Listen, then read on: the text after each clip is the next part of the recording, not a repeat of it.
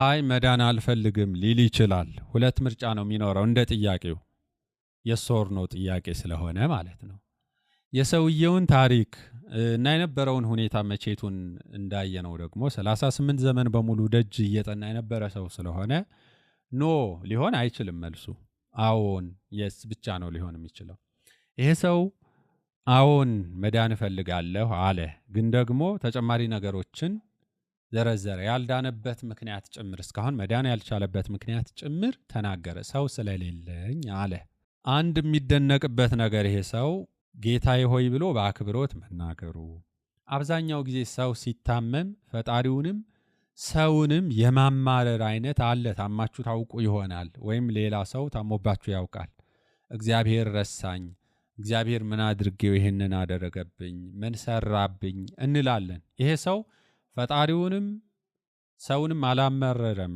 እግዚአብሔር ጨክኖብኝ እንደው እንዲሆኝ አላለም። ይሄ ሰው 38 ዘመን በሙሉ ነው የታመመው። በነገራችን ላይ በኋላ ላይ እናነሳዋለን።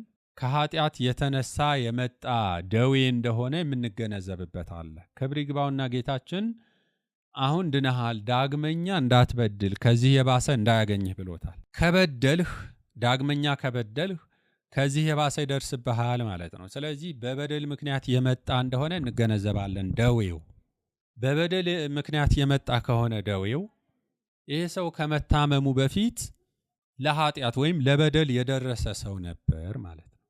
እንግዲህ አልጋ ላይ 38 ዘመን በሙሉ ቆይቷል። ከመታመሙ በፊት በጣም በትንሹ 10 ዓመት እንኳን ቢቆይ፣ መቼም 10 ዓመት አብዛኛው ጊዜ ለኃጢአት የደረሰ ነው ለማለት ያን ያህል እምብዛም አያስደፍርም። ግን እንበልና በትንሹ 10 ዓመት ያህል የነበረ ነው ከተባለ በታመመ ጊዜ ነው በተፈወሰ ጊዜ 38 ዓመት ስትጨምሩበት 48 ዘመን ሆኖታል ማለት ነው። ከመታመሙ በፊት 18 ዓመት እንኳን በአሁኑ መለኪያ አሁን ባለው ሰው ደርሷል ለመባል 18 ዓመት ከሞላው ይሄ ሰው 38 ጨምሩበት 56 አካባቢ ነው የሚሆነው።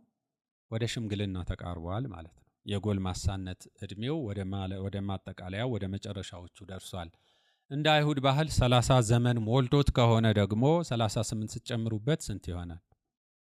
አያችሁት? በጣም ትልቅ 68 ወደ 70 የሚጠጋ እድሜ ላይ ይደርሳል ማለት ነው።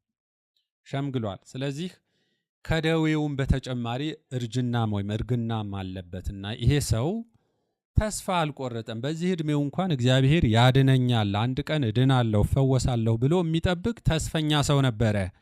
በኋላ ባደረጋቸው ነገሮች ቢወቀስም በዚህ